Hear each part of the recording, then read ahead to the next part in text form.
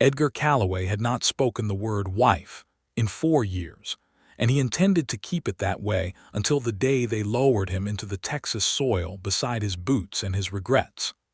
The sun was barely lifting itself over the rim of the Llano Estacado that September morning in 1878, when Edgar rode his roan gelding, Smoke, back from the south pasture, with a jaw set tighter than a rusted bolt. The cattle had drifted again overnight, a good 30 head pushing through the gap in the fence his hired man, Denny Platt, had been meaning to fix since August. The gap was still there. Denny was not.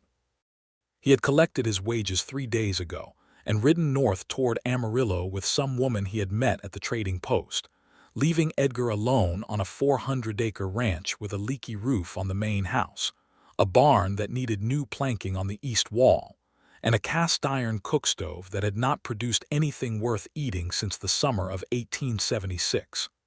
That last fact mattered more than people might assume. Edgar was 34 years old, broad through the shoulders, quiet in the way that men get quiet when something has cut them deep enough to leave scar tissue over the place where easy words used to live. He had hair the color of creek mud and eyes that were a complicated shade of gray-green, like weathered copper on a good day or storm clouds on every other. He ran cattle, mended his own fences when Denny forgot to, traded at the mercantile in the town of Caldwell Creek twice a month, attended church about as often as leap year arrived, and spoke to no one about the business of his heart. The business of his heart had been a woman named Miriam, who had married him in the spring of 1872 in a small ceremony in Kansas, ridden south with him into Texas when he decided to build something of his own, given birth to a boy they named Thomas who lived only 11 days, and then contracted a fever in the winter of 1874 from which she never recovered. She had been 26 years old. Edgar had stood at the graveside in the frozen ground north of his property and made himself one promise, the way a man makes a promise when grief is so thick in his chest it feels structural, like if he removed it he would simply fall down and not get up again. He had promised himself that he would not put himself through that again. He would not let another woman into the house where Miriam had died. He would not plant that particular seed of hope in ground that had already proven itself capable of swallowing everything he loved. 4 years later, the promise held firm, and Edgar Calloway was the loneliest man in Comanche County, though he would never have said so out loud. He got the cattle back through the gap, drove a temporary post into the soft ground to hold the wire, and rode back to the house in the growing heat of mid-morning. The house was a 2-story structure of rough-cut limestone with a wide porch across the front, solid enough but plain as a plank. Inside it smelled of leather and tobacco, and the particular emptiness that happens when a dwelling has held only one person for too long. He made himself coffee, burned the corn bread he attempted from a recipe Miriam had written in the margin of an almanac, scraped it into the yard where the chickens could have their revenge on it, and sat on the porch steps eating jerky and staring at the horizon. It was Harlan Briggs, the postmaster in Caldwell Creek, who first mentioned Frances Shelton. Edgar had ridden into town that Thursday for flour, coffee, and fence wire, and Harlan met him at the door of the post office with the particular expression of a man who has news and cannot help himself. Harlan was a round, cheerful man of 50 who wore the same green suspenders every single day of his adult life and treated the distribution of information as a civic duty. "You hear about the widow woman staying over at the Holden place," Harlan said, before Edgar had even dismounted. Edgar tied Smoke to the rail. "No, Ruth Holden's cousin, come down from Missouri. Name's Frances Shelton, widowed about 2 years back. Her husband was a farmer up outside of Springfield, man named Clyde Shelton, died in a harvester accident. She has got nothing left up there apparently. Land went to pay debts. She came down to stay with Ruth and help with the Holden children while Ruth is recovering from that trouble with her hip." Harlan leaned against the doorframe with the satisfaction of a man who has delivered a good report. 28 years old. Real handsome woman by all accounts. Good cook too, Ruth says. Good for her, Edgar said and went inside to collect his mail, but he thought about it. He could not help thinking about it, not in the way of a man planning anything, but in the way of a man whose mind, starved of certain kinds of company, latches onto a detail and turns it over without permission. A widow. 28. Good cook, Ruth says. He set the thought aside with the same determination he applied to everything personal and went home and fixed his fence. He did not think about her for another full week. Right up until the evening he rode to the Holden property to return a borrowed post-hole digger that had been sitting in his barn since spring. And the door of the Holden house opened before he could knock, and there she was. Frances Shelton was a woman of medium height with dark brown hair pinned up in a practical way that somehow managed to be graceful at the same time. She had a clean apron tied around a dress the color of deep water, and there was a smudge of flour on her left cheekbone that she did not know about, and her eyes were the warm brown of good saddle leather, direct and intelligent in the way of a person who has been through enough difficulty to stop wasting time on pretense. She was carrying a dish towel in one hand and looked at Edgar with the mild, assessing expression of a woman who has already measured the porch and calculated how long it would take to sweep it. "Hello," she said. "You must be one of the neighbors. Ruth is lying down. Can I help you?" Edgar held up the post-hole digger somewhat uselessly. "Edgar Calloway. I owe Harold Holden a post-hole digger since April. Wanted to return it before the year got away from me." She looked at the post-hole digger, then at him, then back at the post-hole digger, and her mouth curved in a way that was not quite a smile but was in the neighborhood of one. "I will let Harold know you brought it. He is out at the barn. You could take it to him yourself if you like." "I will do that," Edgar said. He turned toward the barn. He had walked about 4 steps when she said, "Mr. Calloway," and he stopped. He turned back. She had come out onto the porch, and the evening light was hitting her sideways, warm and golden the way September light in Texas got just before it let go of the day. "Ruth says you are the one who has the big cattle operation south of here," Frances said. "It is modest enough," Edgar said. 400 acres, about 200 head when they stay where I put them. That sounds like considerable work for one man." "It keeps me occupied," he said, which was the kind of thing Edgar Calloway said when he wanted to end a conversation. Frances Shelton did not appear to notice the conversational close. "We have supper in about an hour," she said. "You are welcome to stay if you are not in a rush. I made chicken and dumplings." Edgar opened his mouth to decline with the automatic reflex of a man who has been declining social invitations for 4 years as a matter of philosophical principle. And then something happened. Something that he would later, much later, when he was honest with himself in the private dark of his own bedroom, identify as the moment the ground shifted under a fault line he had believed to be permanently still. He said, "I appreciate the offer." He meant to follow it with a polite rejection. Instead, he heard himself say, "I will put this in the barn first." He ate chicken and dumplings at the Holden table that evening alongside Harold Holden, who was a good-natured man with large hands, and a tendency to talk about weather patterns for longer than was strictly necessary, and Ruth Holden, who had been brought down to supper in her chair, and who watched Edgar and Frances with the bright, knowing eyes of a woman who considers matchmaking a natural extension of hospitality. And 3 Holden children ranging from 4 to 10 years old, who had the high energy of people who have been largely confined to the house all week, and are now expressing themselves freely. Frances moved through all of it with a composed, warm efficiency that Edgar found himself watching in the way you watch a river if you have been in the desert a long time. She had made biscuits as well as the dumplings, and a green bean dish with salt pork, and there was a dried apple pie cooling on the sideboard that smelled like everything a person could possibly want on an autumn evening in Texas. The chicken dumplings were extraordinary. They were the kind of food that does not apologize for being good, the broth rich and deep, the dumplings tender in the middle and just slightly substantial on the outside, the chicken pulling apart in long, decent pieces. Edgar ate 2 full bowls and stopped himself from asking for a third only because he was aware that he was a guest.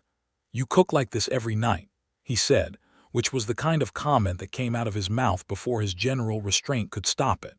Frances looked at him across the table with that not-quite smile again. "I cook like this when I have a proper kitchen and enough ingredients," she said. "In Missouri at the end, I was cooking like this about twice a month and making do the rest of the time." "The land debt," Edgar said.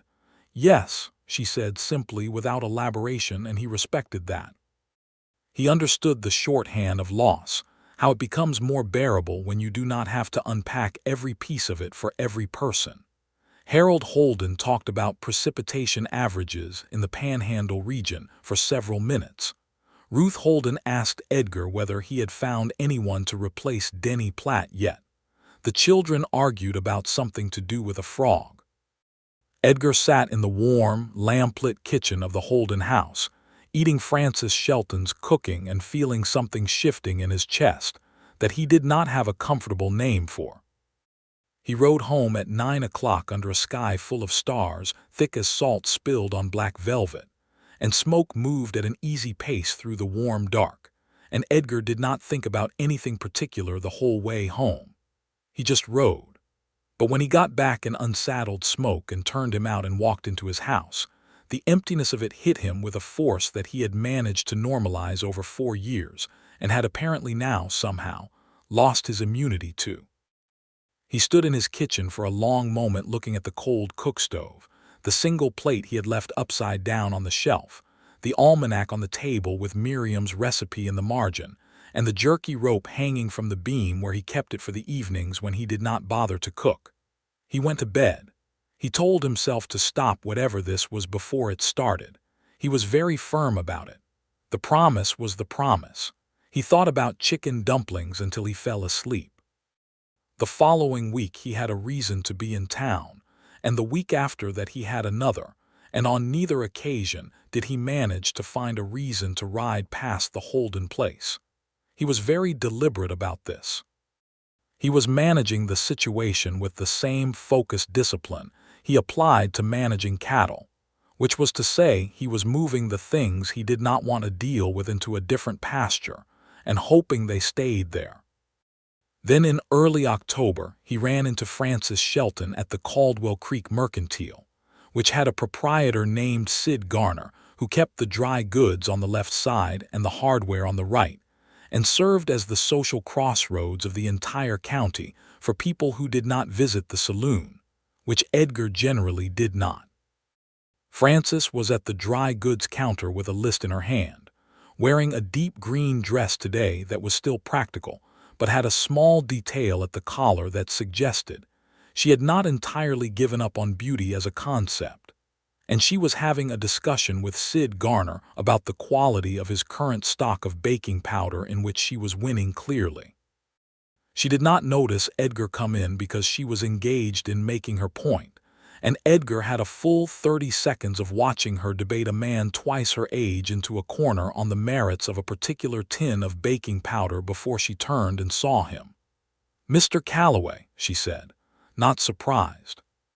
Just even like she had expected him to show up eventually and had not been in a hurry about it. "Miss Shelton," he said. He had not known whether to use Miss or Mrs., whether widow protocol in 1878 Texas called for one or the other, and he had settled on Miss and held his breath. "Frances is fine," she said. "Edgar," he said. Sid Garner looked between them with the expression of a man watching something interesting happen on a stage. Edgar bought his coffee and his flour and his fence wire. Frances finished her negotiation with Sid over the baking powder, winning a price reduction of 3 cents, and they walked out to the street at the same time and stood in the October sun for a moment. "How are the Holden children?" Edgar asked because it was a safe question. "Loud," Frances said, "and wonderful. Little me has decided I am her personal property and follows me into the kitchen every morning at 5:30 to supervise my biscuits." Edgar looked at her. He could see it very clearly, the small dark-haired child following this woman through the morning light of a kitchen, watching her work. "Ruth is improving," Frances went on. "Her hip is healing better than the doctor expected. She should be moving around without the chair by November." She paused, and then she said it plainly the way she said most things. "I will need to decide what I am going to do after that. You have family elsewhere. A brother in Kansas City, but we were never close. A friend in Wichita who offered me a room while I find work." She tilted her head slightly. "There is not much in the way of work for a woman in a town like this unless she wants to take in laundry or work at the hotel." "You could cook," Edgar said, and then realized how that came out. Frances raised one eyebrow. It was a precise, amused gesture. "I already cook," she said. "I was thinking of something that paid." He felt color rising in the back of his neck, which had not happened to him in a very long time. "I meant professionally. Some of the boarding houses in Abilene." "I know what you meant," she said, and the amusement was warm rather than sharp. "I will figure it out. I always do." She picked up her basket from where she had set it against the hitching post. "Thank you for the conversation, Edgar. Come for supper again sometime.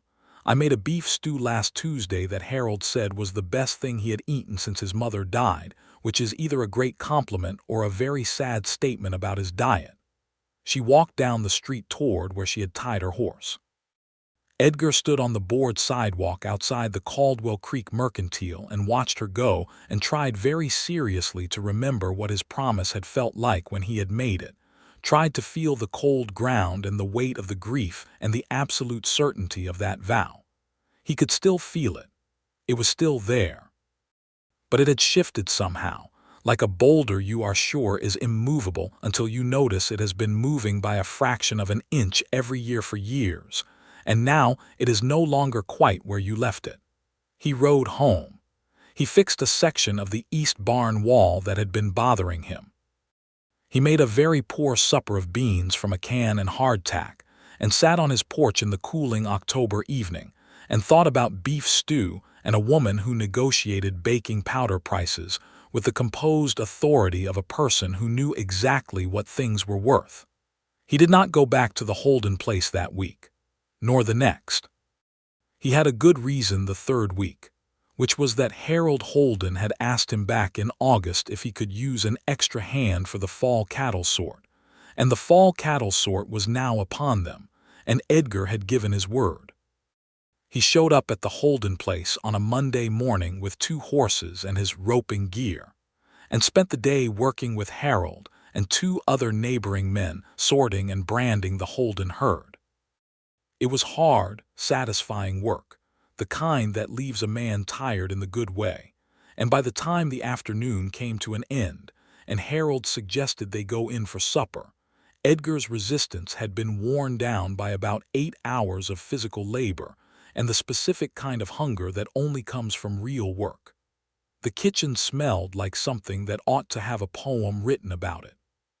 Frances had made a full roast of beef with carrots and onions and potatoes and a dark gravy, and there were cornbread muffins and a pot of black-eyed peas, and on the sideboard, a cake that Edgar identified as a molasses layer cake from the smell of it, dark and rich and serious.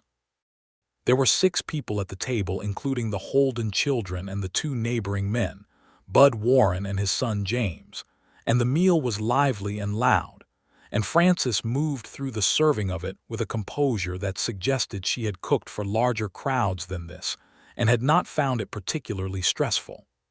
Edgar sat at the end of the table and noticed things he had been trying not to notice. The way she listened when Harold's youngest, me, told a long and rambling story about a cat. The way she made sure Bud Warren's plate was refilled before he had to ask. The way she ate her own supper not standing at the stove the way some women did but sitting down, with a certain quiet dignity, like she had decided some years ago that she deserved to sit at her own table and had not revisited the question. The way she caught Edgar's eye twice across the table, and both times there was something in it that was not just politeness. After supper, the men sat on the porch in the cooling evening, and Frances came out after a time to sit in the rocking chair with a mending basket and the kind of industrious peace that comes from a person who does not feel the need to fill silence with conversation. Bud Warren and his son left first.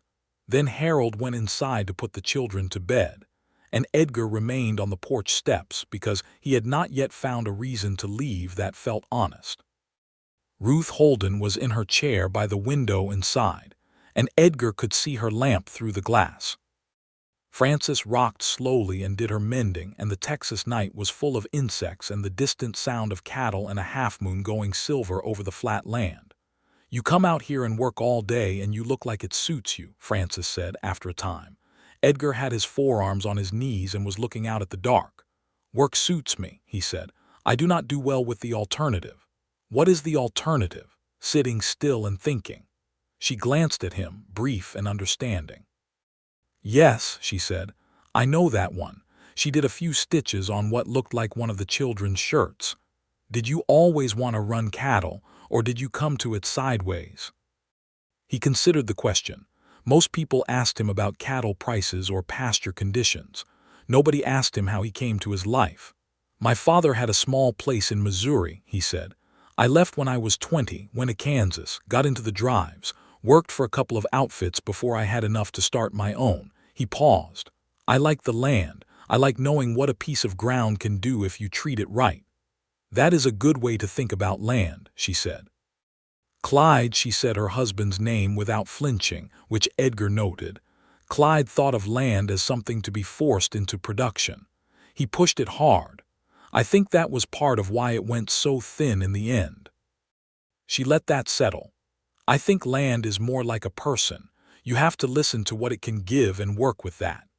Edgar looked at her for a moment. The moonlight was hitting the side of her face and the porch lamp was on behind him, and he could see her clearly. The clean line of her profile, the steady movement of her hands on the mending, the particular calm of a person who is comfortable in their own company. "You are a thoughtful woman," he said, which was the most personal thing he had said to anyone in 4 years. She looked at him directly, not blushing, not deflecting. "I have had time to become one," she said, and went back to her mending. He rode home an hour later with the knowledge that the boulder had moved again, and this time by considerably more than a fraction. He did not sleep well. He lay in his big, empty bed in the limestone house and stared at the ceiling and had a direct internal conversation with himself about reality. The reality was this. He was 34 years old and he had 189 head of cattle and 400 acres of Texas, and a very bad cook stove, and no one to talk to in the evenings, and a barn wall that needed fixing and a promise he had made standing over a grave in frozen ground that he had never once questioned in 4 years, until a woman with flour on her cheekbone opened a door and looked at him like he was worth looking at. He thought about Miriam. He thought about her with the specific tenderness he always would, the way you think about something that shaped you and hurt you and is gone from you and yet has not gone from you at all. He would always love Miriam. That was not the question. The question was whether love, once lost, constituted an argument against ever feeling it again, or whether it constituted exactly the opposite argument. He did not resolve this question before he fell asleep. But in the morning, standing at his poor cook stove trying to produce something edible from cornmeal and a questionable egg, he thought of something Frances had said. Land is more like a person. You have to listen to what it can give and work with that. He burned the cornmeal mush. He ate jerky again. And he rode into town and found Harlan Briggs at the post office and said, with the directness of a man who has decided something and intends to act on it before he can talk himself out of it, "Harlan, is it appropriate for me to call on a woman socially if I have not formally expressed any intention? I mean call on her at another family's home." Harlan looked at him with the expression of a man who has been waiting for this particular question for some weeks. "I think if you bring something," Harlan said carefully, "something useful, not flowers because that is forward, but something that suggests good faith and neighborliness, it is entirely appropriate." Edgar thought about this. "What does one bring?" "Sid Garner has very good molasses candy," Harlan said. "For the children. That is always well received." Edgar went to Sid Garner and bought a small sack of molasses candy for the children and a tin of good tea that he thought Frances might appreciate more than candy, and he rode out to the Holden place on a Wednesday afternoon in late October when he had no particular purpose there, except the one he was not quite ready to name out loud. Frances came to the door again because she always seemed to be the one to reach the door first, and she saw the candy and the tin of tea and she said, "Edgar Calloway," with the warmth of someone who recognizes a gesture for what it is and appreciates the honesty of it. "I was passing," he said, which was not strictly true since the Holden place required a half-mile detour from any reasonable route. "You were not passing," she said pleasantly, "but come in anyway. Ruth will be happy to see you."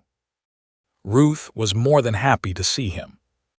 Ruth looked between him and Frances with the concentrated satisfaction of a woman who has been hoping for exactly this kind of Wednesday afternoon for weeks, and immediately announced that she was tired and needed to rest, and that Frances should entertain their guest, which was about as subtle as a fence post but effective. They sat at the kitchen table with 2 cups of the tea Edgar had brought, and the October light coming through the window, and they talked for 2 hours.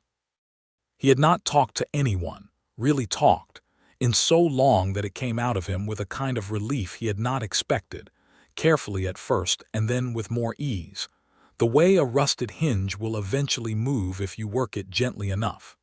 He told her about his cattle operation, about the sections of the range that ran best in dry years and the sections that needed wet ones.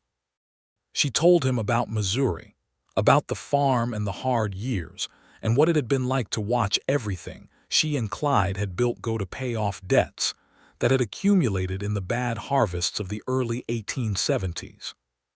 She talked about him the way Edgar had talked about Miriam, with an honest tenderness and without drama, as if she had processed the grief fully enough that she could carry it without it spilling on everything around her. "Were you happy?" he asked, which surprised him by coming out of his mouth. She considered it seriously. "Some years more than others," she said. "We were suited well enough. He was a decent man, he worked hard. I think if the land had cooperated we would have been comfortable." A pause. "I was never bored with him, that is something." "No," Edgar said, "that is something." "Were you," she asked, "happy?" He looked at his tea. "Yes," he said, "while it lasted, yes." She did not say she was sorry. He appreciated that. People said they were sorry so often it had stopped meaning anything. The children came in from school at 4 o'clock, and little Me went directly to Edgar with the frank assessment of a 4-year-old and declared that she liked his hat, which broke the gravity of the afternoon in a way that felt like a gift. Edgar stayed for another hour and then rode home in the early evening with the warm feeling in his chest that he had been trying to avoid, which was entirely established now and showed no signs of leaving. He was in serious trouble, and he was beginning to think that was all right. It became a pattern through October and into November. He called at the Holden place twice a week, always with something useful, once a sack of flour, once a bundle of firewood, once a young chicken from his own flock that was not laying. Harold Holden treated him with the warm, unsurprised equanimity of a man who has seen this coming and is pleased about it. Ruth Holden had stopped pretending to need to lie down and now simply sat in her chair by the window and listened to them talk with unconcealed delight. The children accepted Edgar as a fixture.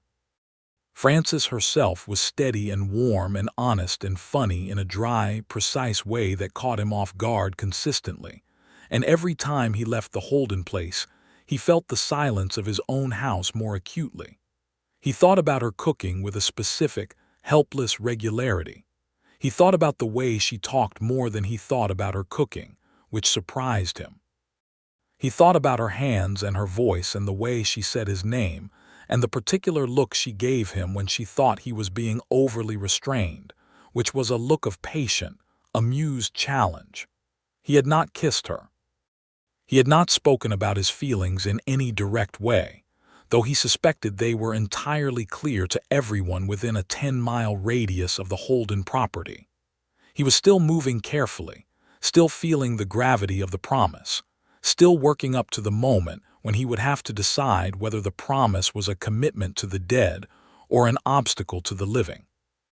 It was Ruth Holden who forced the issue, because Ruth Holden had been patient long enough, and her hip was now substantially healed, and she had been thinking about this situation since August, and she was not a woman who let things sit unresolved when resolution was clearly available. She asked Edgar to stay for supper on a Thursday in early November. It was a different kind of asking, accompanied by a look that suggested refusal was not a real option. She had Harold take the children to his brother's place for the evening. She set the table for 3, then pleaded fatigue and remained in her chair by the fire with a blanket and a very unconvincing nap, leaving Edgar and Frances alone at the kitchen table for the first time since this entire thing had begun. Frances had made pot roast. She had made biscuits. She had made sweet potatoes with butter and a salad of root vegetables dressed with vinegar and oil. There was a pecan pie on the sideboard. The kitchen was warm with firelight and the smell of everything she had cooked, and the lamp on the table threw a low gold light over everything. Edgar sat across from Frances Shelton in Ruth Holden's kitchen and looked at her over the pot roast and the biscuits and the sweet potatoes and the root vegetable salad, and she looked back at him with that warm, direct, patient gaze, and he thought, "This is not an accident. None of this is an accident." "Frances," he said. "Edgar," she said. There was a pause in which about 4 years of solitude and a good deal of imperfectly restrained feeling traveled across the kitchen table. "I have been intending to say something for a while," he said. "I know," she said. "I told myself I would not," he said. "After Miriam, I was very certain about it."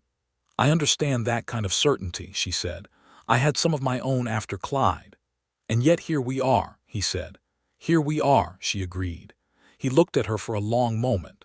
The biscuits were cooling on the sideboard, and he was aware of this in the specific way of a man in whom ordinary domestic details have become weighted with meaning. The biscuits were cooling, and he was sitting across from a woman he had been trying not to fall in love with for 6 weeks, and he had failed at it utterly. "I would like to court you properly," he said, "if you are willing.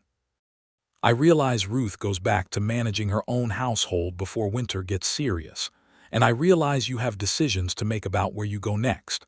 I'm not asking you to make those decisions right now.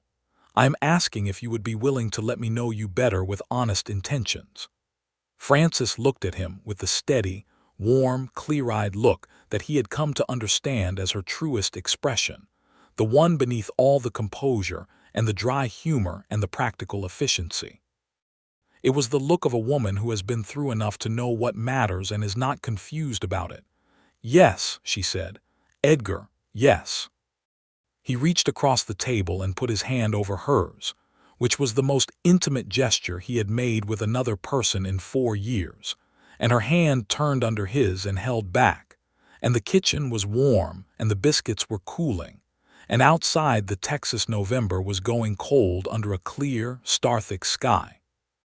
They ate supper together in the warm kitchen, and it was the best meal Edgar Calloway had eaten since Miriam died, which had nothing to do with the food, which was extraordinary, and everything to do with who was on the other side of the table.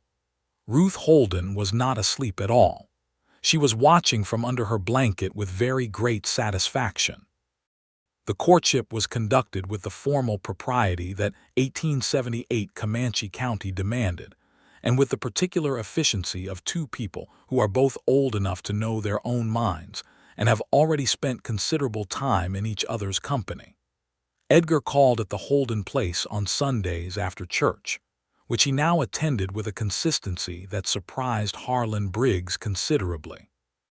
He brought Frances to the community social at the Caldwell Creek schoolhouse in late November, and they danced twice, which in the social calculus of small Texas towns in the 1870s was a fairly unambiguous statement of intent. People noticed. People approved, largely, because Edgar Calloway had been quietly worrying the community for years with his solitary ways, and Frances Shelton was clearly a woman of good character and exceptional cooking, and the 2 things seemed to fit. There was one evening in late November, the week before the first proper frost of the season, when they sat on the Holden porch together in the cold, both of them wrapped in blankets, the stars enormous overhead, and Edgar said the thing he had been building toward since the beginning. "I want to be honest with you about where I am in this," he said. "Please," she said. "I am not a man who does things halfway," he said. "I was not built for it. When I commit to something, I commit to it entirely. I want you to know that the feelings I have for you are not casual, and they are not temporary, and they are not going to diminish if you go to Wichita or Kansas City or anywhere else. What I am telling you is that I am in this seriously, and I want you to know that, and I want you to think about whether that is something you want." The cold air moved between them. Frances sat with her blanket around her shoulders and the starlight on her face. "When Clyde died," she said, "I was sad and I was scared and I missed him, and I also learned something about myself that I had not known before. I learned that I am capable of being alone. Truly alone in the hard way and surviving it. I learned that I do not need another person to manage my life." She paused. "And then I came here and I met you and I learned something new, which is that not needing someone and wanting them are two entirely different things." She turned to look at him. "I want you, Edgar, not because I need saving and not because I am tired of being alone, because you are the kind of person worth wanting." He took her hand in the cold air. He had been practicing restraint for years, and it had done him no good at all, and he was done with it. "Then marry me," he said, "in the spring when the ground is ready. Marry me and come to my house and cook in my kitchen and tell me when I am being overly restrained, because apparently I need that, and let me take care of you and the land and whatever comes after that." She was quiet for 3 full heartbeats.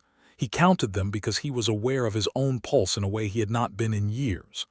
"Before I say yes," she said, and his heart did something involuntary, "I want to ask you one thing." "Ask it." "That house of yours," she said.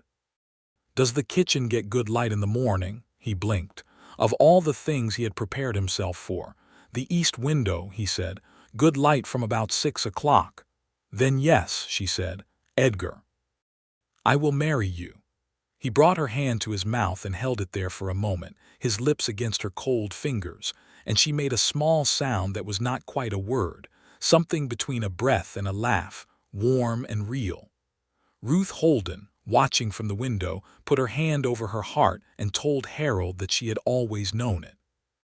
They were married on the 22nd of March, 1879, on a Saturday that cooperated with a clear blue sky and a temperature warm enough to be called spring by anyone who was not being unreasonably exacting about it. The ceremony was in the Caldwell Creek Church, conducted by Reverend Miles Alcott, who had a reputation for keeping the service brief and the meaning intact, which Edgar appreciated.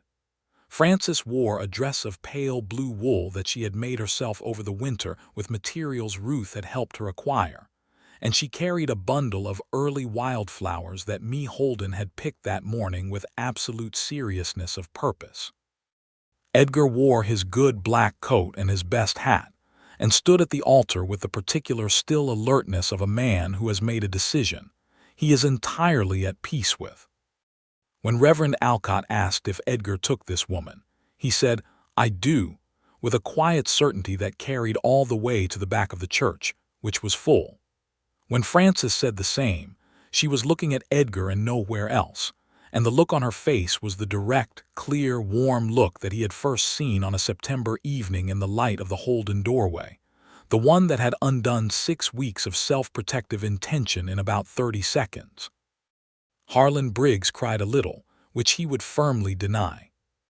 They drove out to the Calloway ranch in Edgar's wagon with Smoke tied to the back and a wagon bed full of Frances's things, which were not many, but which included a set of good cast-iron pots that she had held onto through everything, and which she handled with the reverence normally reserved for heirlooms, because that is precisely what they were.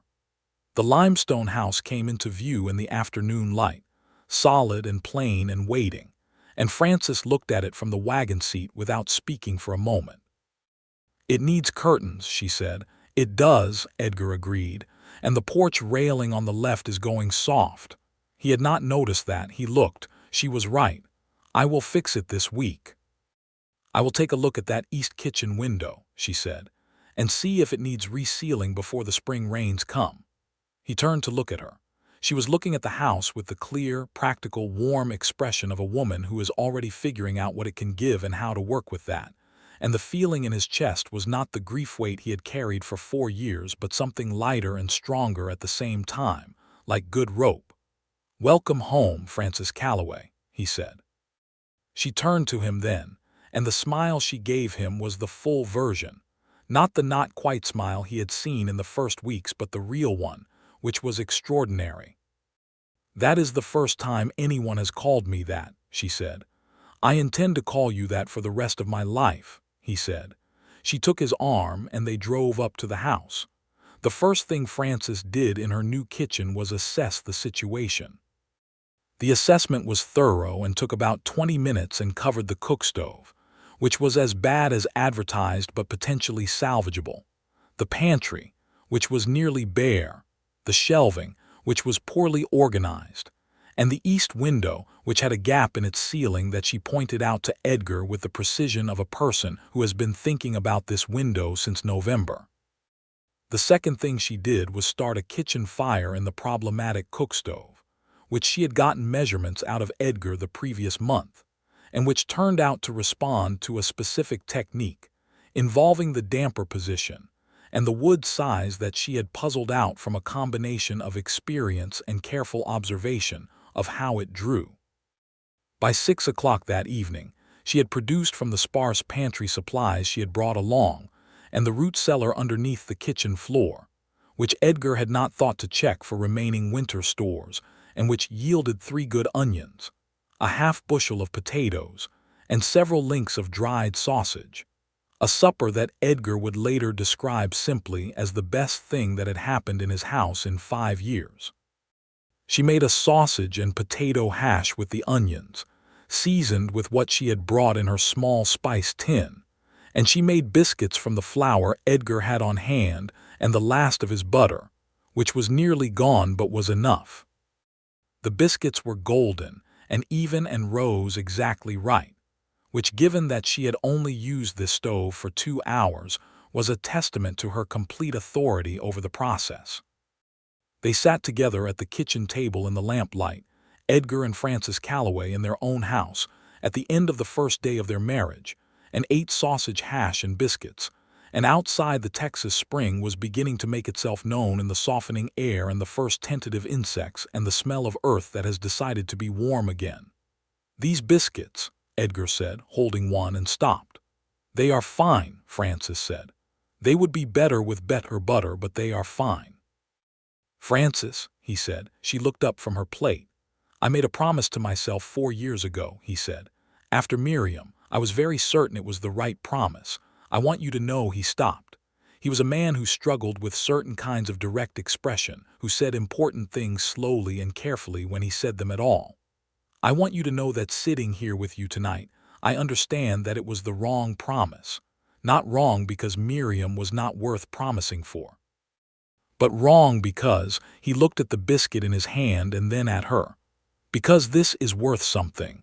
You are worth something. This life we are going to have is worth something. And I would have missed all of it." Frances looked at him across the table with the direct, warm, patient gaze.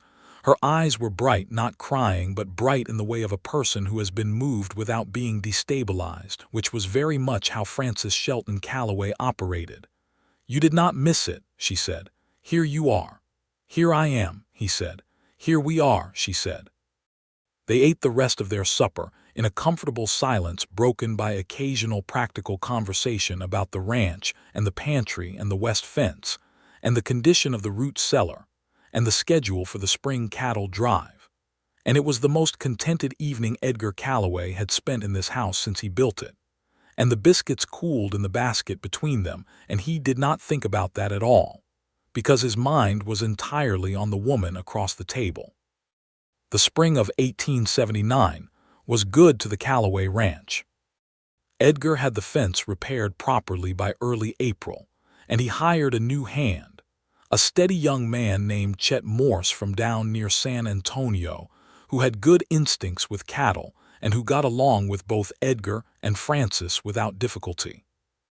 The herd went north to Abilene in May, Edgar driving with Chet and 2 additional hired men he took on for the drive, and they came back in June with enough money to replank the barn wall and purchase a new cook stove, which Edgar ordered from the catalog, with the dimensions Frances had specified, and which arrived in July on a freight wagon, and which Frances greeted with the restrained but genuine enthusiasm of a professional given a proper tool.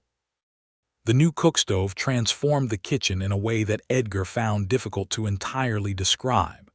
It was not just the food, though the food was different in a way that other people noticed, including Harlan Briggs, who came to supper in August and sat stunned over a plate of Frances's roasted pork and said almost nothing for 20 minutes, which was unprecedented for Harlan.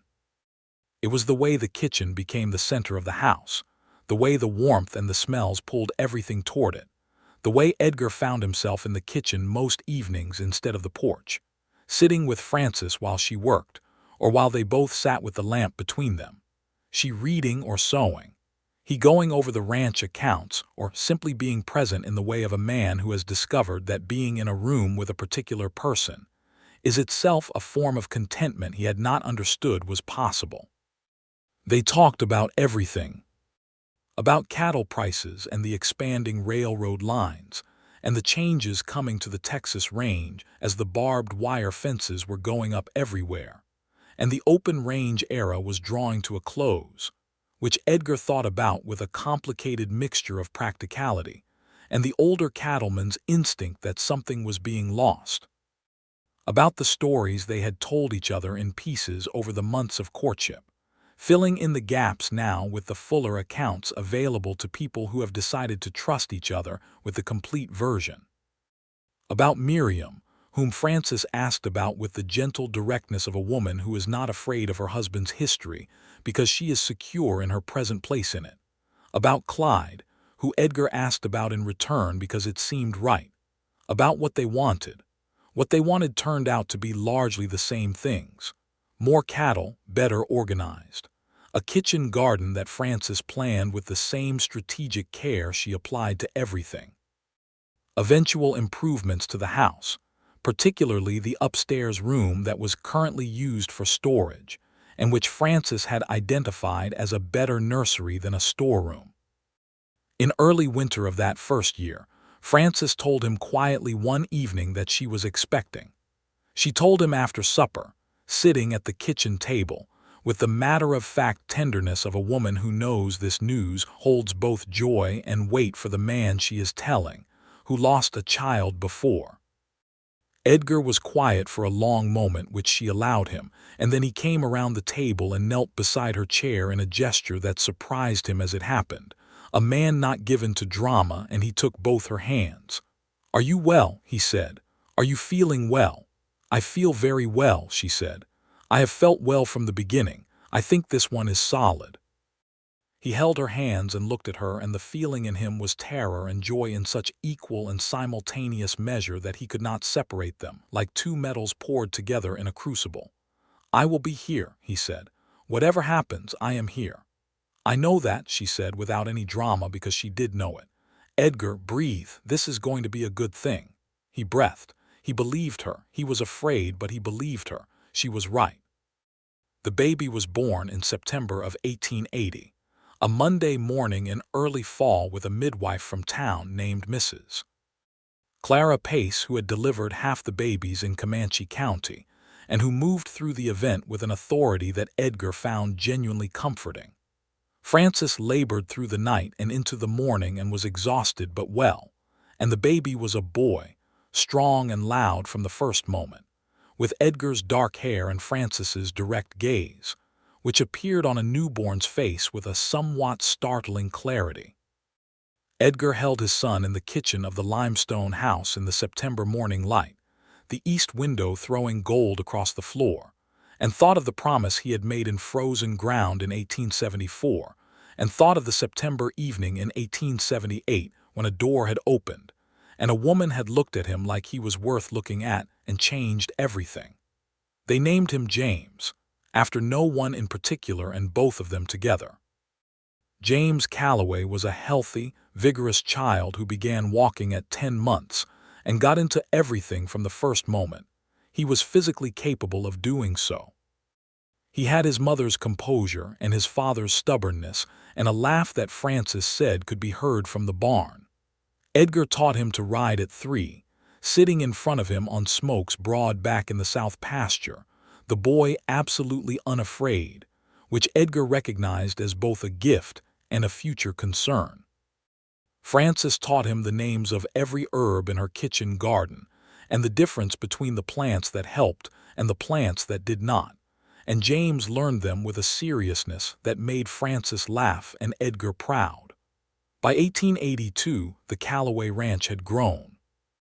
Edgar had purchased the 60 acres to his north when the neighbor there, an older man named Sim Pratt, decided to move to Austin to live with his daughter.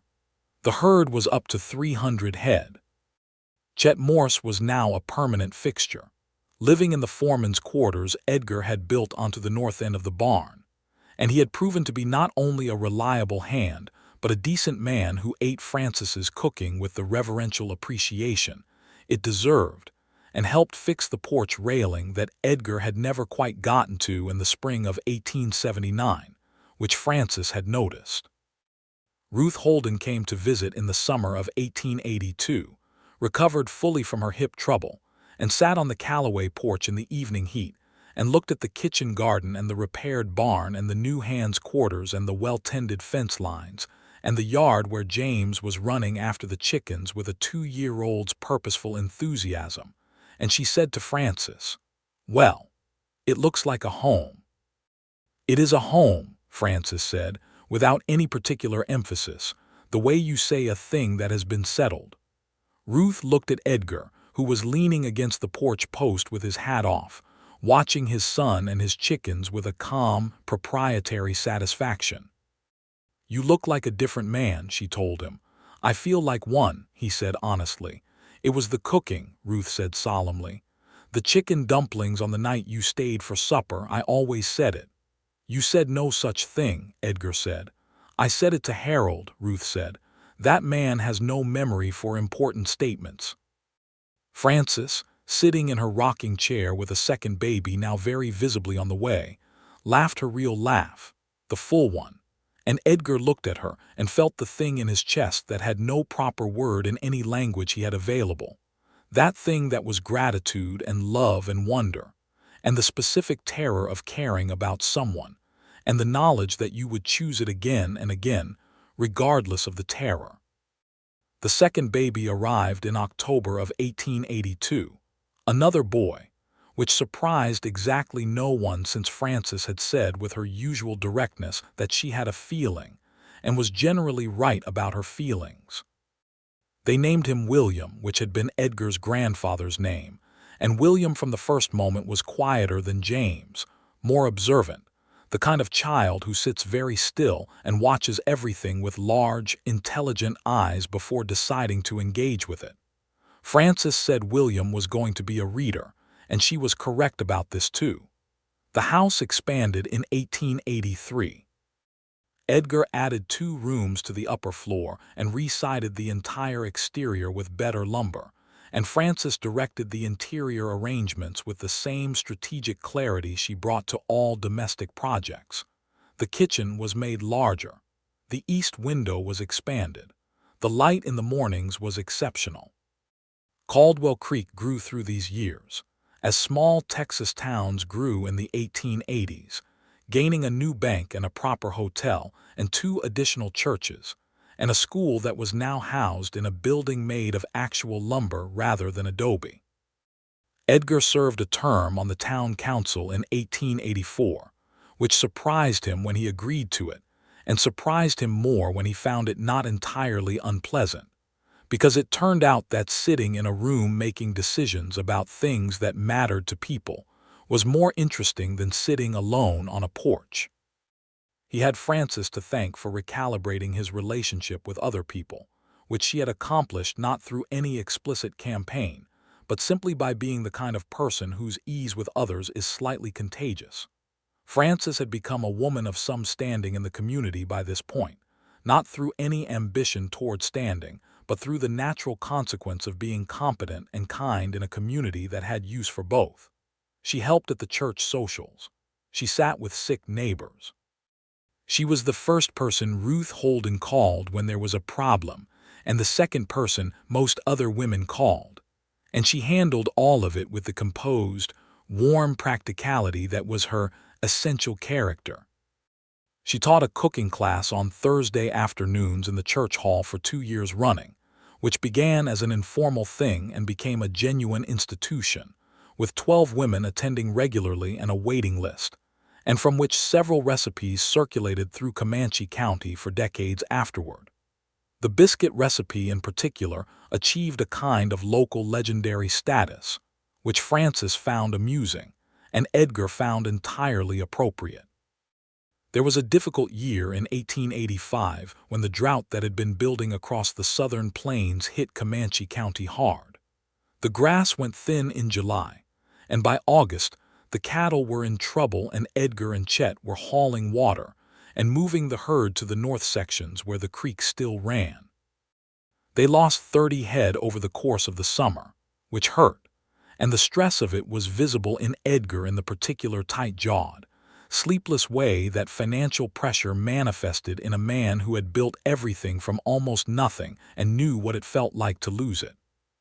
Frances watched this with her usual steady attention and did not attempt to minimize it or manage it for him beyond asking once, directly, whether it was going to break them.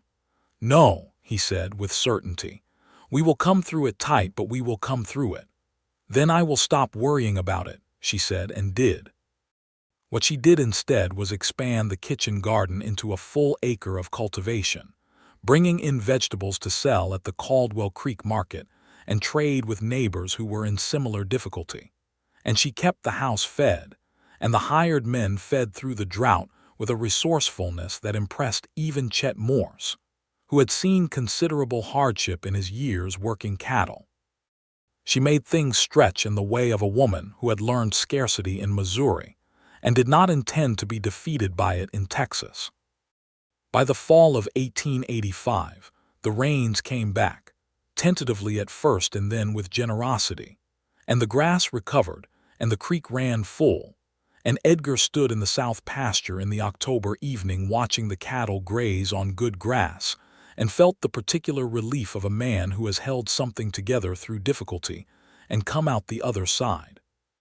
He rode home and went into the kitchen where Frances was making supper, a roast chicken with herbs from the kitchen garden and sweet potatoes and the biscuits, always the biscuits, and James was at the table doing his schoolwork with the focused scowl of a 7-year-old, and William was in the corner building something with blocks with the composed concentration of a 5-year-old who has not yet decided to engage with the rest of the room. Edgar stood in the kitchen doorway and looked at all of it. The warm light and the smell of the roasting chicken and the biscuits cooling on the sideboard and his 2 boys and his wife, who glanced over her shoulder at him from the stove and saw something in his face and said, "How does it look out there?" "It looks like recovery," he said. "Good," she said, and turned back to the stove. He crossed the kitchen and kissed her on the side of her head, which made James look up from his schoolwork with the profound disgust of a 7-year-old witnessing parental affection, and Frances laughed and said, "Go wash your hands. You are covered in cattle." "Yes, I am," he said unrepentantly, and went to wash his hands and came back to his kitchen and sat down to supper. The years ran good and full after the drought. The herd grew back to 300 and then to 4.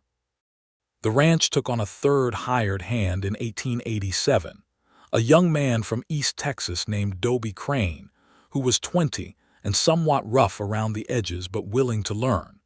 And Chet Morse spent considerable time educating him in both the practical and behavioral requirements of working for the Calloways, which included respecting the kitchen garden and not tracking mud past the porch. Frances was 38 in 1888, and that winter she told Edgar with her usual composed directness that she was expecting again, which surprised them both, and which turned out to be the most uncomplicated of her pregnancies, producing in July of 1889 a girl, finally, small and fierce from the moment she arrived, with Edgar's gray-green eyes and Frances's dark hair, and the absolute conviction from her first weeks of life that she was the center of the known universe, which her brothers treated as a factual statement. They named her Clara, partly for Mrs. Clara Pace, the midwife who had delivered all three of her children, and partly because Frances had always liked the name. Clara Calloway was from the very beginning a personality of considerable force, and Edgar, who had been the kind of father who handled his boys with the slightly formal affection of a man learning how, found himself entirely undone by his daughter in a way that Frances observed with enormous satisfaction, and only the most minimal teasing. "You are completely at her mercy," Frances told him, when Clara was about 14 months old and had learned to lift her arms to him with an expression of imperious expectation that he was constitutionally unable to resist. "I am nothing of the kind," Edgar said, picking her up. "You picked her up. She wanted up. She also wants the molasses candy and the cat and the good hat, and I notice you have let her have 2 out of 3. "She cannot have the cat," Edgar said firmly. The cat in question was a barn cat named Biscuit, named by James at age 6 in a reference to the family's most consistent culinary experience, who was completely unsuited to indoor residence. Clara wanted to carry Biscuit everywhere she went. Edgar had so far held the line on the cat being an outdoor animal, which was the one domestic negotiation he was currently winning with his daughter. He lost it by the time Clara was 2. Biscuit moved indoors. Frances found this excessively funny. James, growing toward his 10th birthday in 1890, had become his father's shadow on the ranch, serious and capable in the way of a boy who has absorbed his parents' attitudes toward work and has decided he approves of them. He rode well and could already help with the sorting and had Edgar's instinct for reading cattle and the range. He also had his mother's precision with words, which sometimes came out of his mouth in ways that stopped adults in their conversational tracks, and Frances said he was going to be a formidable person, and Edgar said he already was. William, at 8, was the reader Frances had predicted. He had worked his way through every book in the house and the Caldwell Creek Lending Library, and had started corresponding with a cousin in St. Louis who sent him books as gifts, and he asked questions about history and geography, and the stars with a systematic persistence that his schoolteacher, a young woman named Miss Abernathy who had come down from Kansas City for the position, said was either going to result in something remarkable or something exhausting or possibly both. Edgar and Frances had a conversation in the summer of 1890 that they had been circling for some time, about the school. Caldwell Creek School was good enough, but it was limited, and both of them had thoughts about their children's education that went beyond what was available locally. The new century was coming, and the world was changing, and the open range was already largely gone, and the railroad was connecting everything to everything, and the Calloway children were going to need to know more than how to run cattle and make biscuits, useful as those skills were. "Abilene," Frances said, on an evening in July when they were sitting on the porch in the warm dark after the children were in bed. "The school there is considerably better. We could board them during the week." "James would hate it," Edgar said. "James would adapt," Frances said. "He is 10. He adapts to everything. It is William I am thinking of. He needs teachers who can keep up with him." Edgar thought about this. He had the specific pride and difficulty of a man who did not have much formal education himself, watching his children move toward more. He had built what he had from physical work and instinct and the reading he had done on his own, and he did not regret it, but he was aware that the world was changing. "We will think about it for next year," he said. "We will decide this winter," Frances corrected pleasantly. He looked at her in the dark. She was 40 years old, and she was more beautiful to him than the first September evening when she had opened the Holden door, not because time had made her more so in any conventional sense, but because he knew her now in the full way, knew every room of her, every thought pattern and strength, and the few places where she was not as composed as she appeared, and the knowing made her entirely irreplaceable in his field of vision. "When did you get more decisive than me?" he said. "I have always been more decisive than you," she said. "You have been more stubborn. Those are different things." He laughed, which he did more easily than he used to, a deep, genuine sound that had surprised him the first few times it came back to him after the years of grief. "All right," he said. "We will decide this winter." They decided in January of 1891 to send William to the Abilene school for the following fall term, and James the year after, by which time he would be 12 and Frances judged he could manage the boarding arrangement without too much difficulty. Clara was 2 and the cat was indoors, and the question of her education was a future concern, and Edgar told Frances that if Clara showed the same disposition toward getting what she wanted that she had already demonstrated, she would have the run of whatever school she attended within a month. "That is from your side," Frances said. "That is entirely from your side," Edgar said firmly. "She has your eyes," Frances said. "She has your will," Edgar said. This debate was ongoing and unresolved, and they both privately found it delightful. The new century approached, and the Calloway Ranch was prosperous and established, a piece of Comanche County that the land had learned to give to and which had learned to take care of the land in return. The cattle were good quality stock now, improved through careful breeding choices Edgar had been making for a decade. The house was solid and comfortable and smelled of Frances's cooking, and the good particular smell of a house that is lived in fully and well. In 1895, Edgar was 51 years old and Frances was 45, and James was 17 and already talking about ranching on his own account by 20, which Edgar supported with the specific pride of a man who has raised someone capable of doing without him. William was 15 and had been accepted into correspondence study with a college in St. Louis that a teacher in Abilene had connected him to, and he was studying literature and history and talking about being a writer, which Edgar had needed to sit with for a couple of days, but had come to peace with because Frances told him that people who write things down are just as necessary as people who raise cattle, and she was correct. Clara was 6 and in school, and running it largely as predicted, with the kind of fearless charm that was entirely her own, and that made her teacher send home notes saying she was brilliant, and also possibly some kind of force of nature.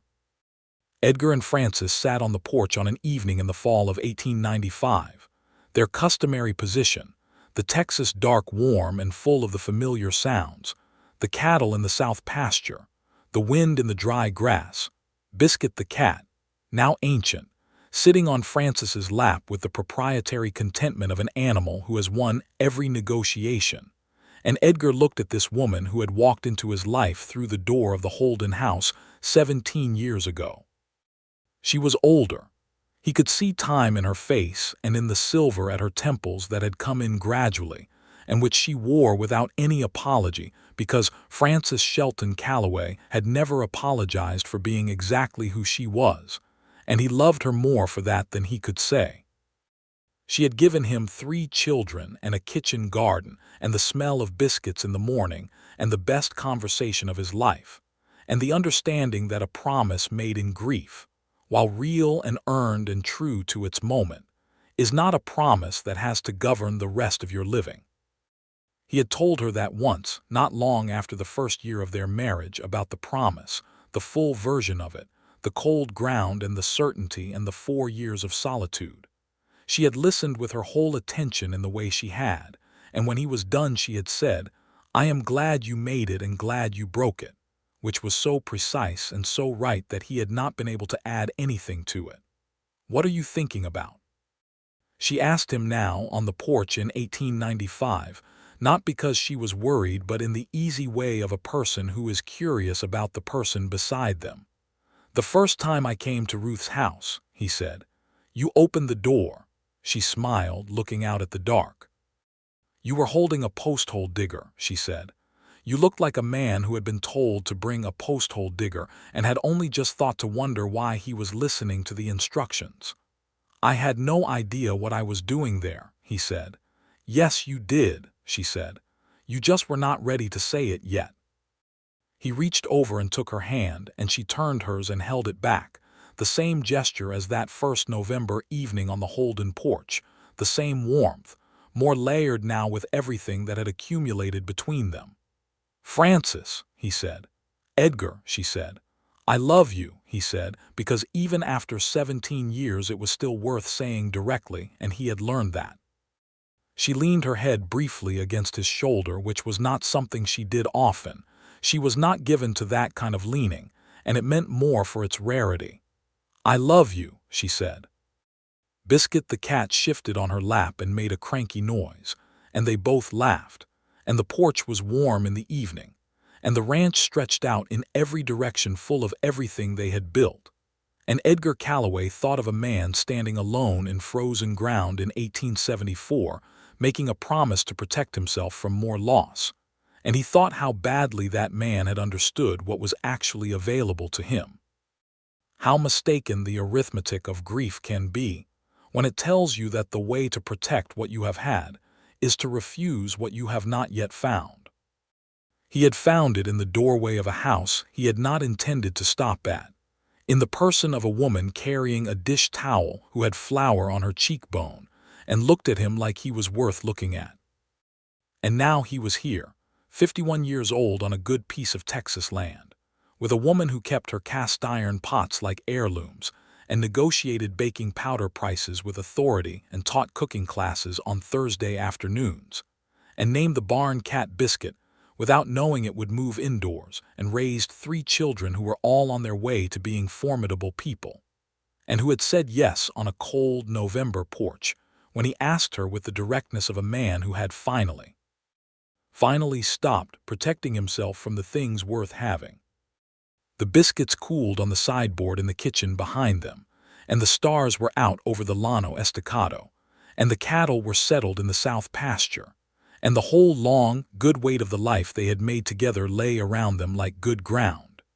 In the years that followed, the story of the Calloway Ranch became one of those pieces of a community that people tell without quite knowing why, the way certain lives take on the quality of proof that things can go right. James did indeed start his own small operation at 22, with Edgar's help and a piece of land just north of the original property, and he married a cheerful woman from Abilene named Caroline who had a laugh like bells, and who Frances liked immediately and unreservedly, which was Edgar's measure of the matter settled. William went to St. Louis and became a journalist and then a writer of some actual account, and sent his parents copies of his published work with notes in the margins pointing out the sentences he was most proud of. And Frances read every word and wrote back with the specific, accurate praise of a woman who has always taken language seriously and knows when it has been well used. Clara grew up and became everything that had been predicted and some things that had not, finishing school in Abilene, and then going to study in Kansas City over Edgar's mild protest and Frances's complete support, coming back to Caldwell Creek at 22 with a medical certificate, and setting up as the first woman doctor in the county, which caused discussion, and which she addressed with the same composed, authoritative manner she had been bringing to every room she entered since the age of about 14 months. By the early years of the new century, there were grandchildren. James and Caroline had a son named Edgar, which produced a reaction in Edgar Sr. that he declined to characterize as emotional but which was, and a daughter named Frances, which produced a reaction in Frances that she characterized calmly as very appropriate and which moved her considerably. The small Edgars and Franceses and Williams and Claras of the next generation came into the world and were brought to the limestone house on Sundays for dinner, and the kitchen was full of the sound of them, and Frances cooked for all of them with the same focused authority she had brought to the first supper in the Holden house, and the biscuits were always right. Edgar was in his mid-60s when he finally let James take over the operational running of the ranch, not because he was diminished, but because he had decided, with the practicality that had always governed him, that transitioning while he was still strong was the right way to do it. He did not stop working. He simply stopped being solely responsible, which was a different thing. He rode his pastures in the mornings and came back to the kitchen, where Frances would have coffee on and something baking, and they would sit together in the east window light that had been good since 1879, and talk about whatever needed talking about or sit in the comfortable silence of people who have been together long enough that silence between them is not empty. He was 67 on the morning he rode out to the south pasture on a horse that was not Smoke, who had been gone for many years, but a good bay mare named Penny, and found the grass coming in well after a wet spring, and sat on the horse in the early morning light and thought of nothing in particular, which was its own kind of luxury. He rode back to the house and tied Penny at the post and came in through the kitchen door, and Frances was at the stove, and the kitchen smelled of biscuits and coffee and something with cinnamon in it, and she looked over her shoulder at him with the direct, warm gaze that had never once in 33 years of their marriage lost its effect on him. "Good out there," she said. "Good," he said. "Grass is coming up well. James will be pleased." "James will say I told him so," Edgar said, "because I did tell him so." She laughed and turned back to the stove. He crossed the kitchen and stood beside her for a moment, looking at the biscuits on the pan, golden and even and certain. "You have been making those biscuits for 30 years, he said. 33, she said. "Since the first supper in this kitchen, March of 1879. He picked one up from the pan, which was too hot, and she said, "Edgar," with the fond exasperation of 3 decades. He set it down. He waited 30 seconds. He picked it up again and ate it, and it was still exactly what it had always been, right and warm and sufficient and good. "I changed my mind about a good many things because of these biscuits," he said. She turned to look at him fully, this woman with the silver in her dark hair and the strong, capable hands and the warm, direct eyes that had seen him and wanted him and chosen him on a cold November porch in 1878 when she could have gone anywhere else. "The biscuits," she said, amused. "Well," he said, "the biscuits and the woman making them." She looked at him for a moment with everything they were to each other in her face, the whole long record of it, the courtship and the marriage and the children and the drought year, and the grief that each of them had brought into it, and the joy that had grown up around and through it, and the ordinary daily weight and warmth of 33 years of choosing each other. "Edgar Calloway," she said. "Frances Calloway," he said. She reached up and put her hand along the side of his face, which she did rarely and which always meant something specific, the full version of herself given without reserve, and he put his hand over hers and held it there. Outside, the Texas morning was bright, and the cattle were in the south pasture, and James was coming up the road with his son and Caroline and the baby, and Clara's medical office had its lamp on because she had started early, and somewhere in St. Louis, a letter was being written by William that would arrive on Thursday, and that Frances would read twice and comment on with precise and generous accuracy. The kitchen smelled of biscuits and coffee and 33 years of a life that had been built from the moment a man who swore he would never marry again did not turn down an offer of chicken dumplings and stayed for supper instead. The biscuits cooled on the pan, and the morning came in through the east window, and everything was exactly as it should be.